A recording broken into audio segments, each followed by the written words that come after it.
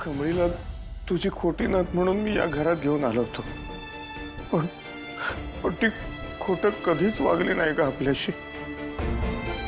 उलट पुढच्या पोरीपेक्षा जास्त जीव लावला तिने आपल्याला. हो राजन, आई किती काळजी घेतली का आपली ती नाही सांगणार. वेळ प्रसंगी माझ्याशी भांडली, ते सुद्धा माझ्या भल्या करता. आई खऱ्या बापासारखा मान दिला ग तिने नेहमी मला. आणि आता ती इतक्या दुःखात असताना मी इथे पडून राहू? आई आई नाही, आई मला सुद्धा यायचंय.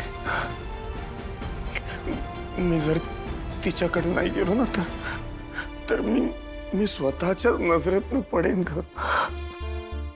शांत हो राजन, मला सगळं कळतंय रे तुझं. आई आई मला पण येऊ दे ना प्लीज. आपण जाऊ द्या. तुझी काळजी वाटते मला. माझी काळजी सोड आई. आता कमळी इम्पॉर्टंट आहे आई. कमळी. ठीक आहे. हो मी तर म्हणतो हे समज करायची काय बी गरज नाही. त्या सरोजची तेवढी लायकी तरी होती का? आता सरपंच तुम्ही म्हणतात म्हणून आम्ही समधी जमा झालो, नाही तर आम्हाला हे समजा काही पटत नाही बघा. हो दाजी, अवभास करा ना आता.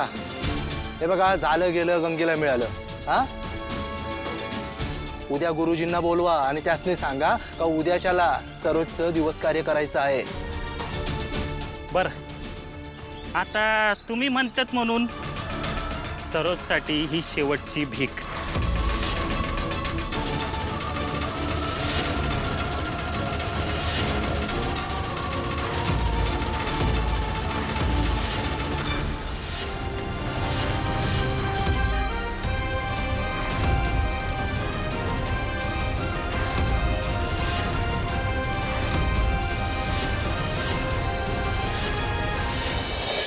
भीक मला नकोय, कुणाची भीक ना कुणाचा उपकार. हे बरं आहे, ह्याला म्हणतात चोराच्या उलट्या बॉम्बा. ए बाई, अरे तुझ्याच आईसाठी चाललंय समज. कुणी सांगितलंय? कुणी सांगितलं माझ्या आईसाठी हे करायला? मला नकोय तुमची मदत. काय गरज नाही मला तुमच्या मदतीची. आधीच सांगून ठेवतोय, माझ्या आईबद्दल उगा एक शब्द बी तुम्ही बोललात की नाही तर मग बघा.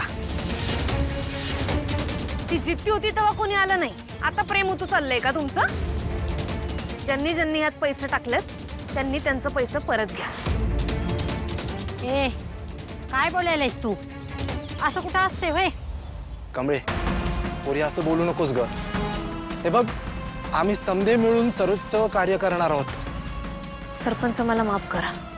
मला माझ्या दुःखाचं वजन नाही टाकायचं कोणावर.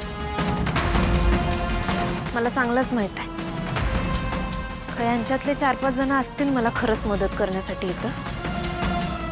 खरं बाकीची ही जी काय आहेत की नाही ते तुम्ही इशे धरलाय म्हणून इथं आहेत. कोण किती काय टोमणं कुणाला मारताय ते काय मला कळत नाही का? आजवर माझ्या आईला काय काय बोललं गेलंय ते मी विसरलेलो नाही. त्यामुळे मी पाया पडतो तुमच्या.